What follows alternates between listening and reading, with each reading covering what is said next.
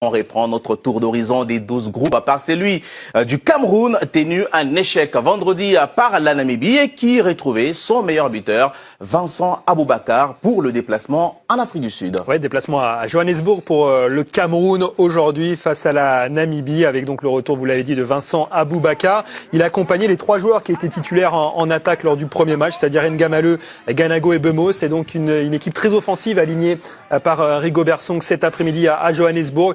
Mais ils ont énormément souffert, notamment face à la star de l'attaque namibienne, Peter Chaloulilé, l'attaquant vedette des Mamelodi Sundowns en Afrique du Sud, qui inscrit le premier but du match. Samuel, à la 55e minute de jeu, sur une défense qui a eu un temps de retard sur cette action. Oui, un temps de retard, et Passy n'a pas réussi à repousser ce ballon vers l'extérieur. Et effectivement, il y en a un qui est en action, il y en a un qui suit ce ballon, et puis d'autres qui sont un peu passif, on va dire, du côté de la défense camerounaise. On attendait une réaction après l'ouverture du score de la Namibie, mais c'est finalement les Brave Warriors qui ont inscrit le deuxième but, 79e minute. Le coup franc direct, on voit que le mur s'est fissuré. Et ça veut dire beaucoup quand un mur se fissure.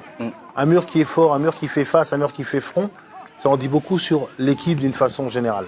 C'est Limbandi qui a inscrit ce coup franc direct pour la Namibie. La réduction de l'écart, elle est intervenue beaucoup trop tard pour les Camerounais pour espérer revenir dans ce match. 91e minute, le but de Vincent Aboubakar sur ce jeu long de Jean-Charles Castelletto qui illustrait aussi un petit peu l'impuissance dans le jeu à construire pour les Camerounais.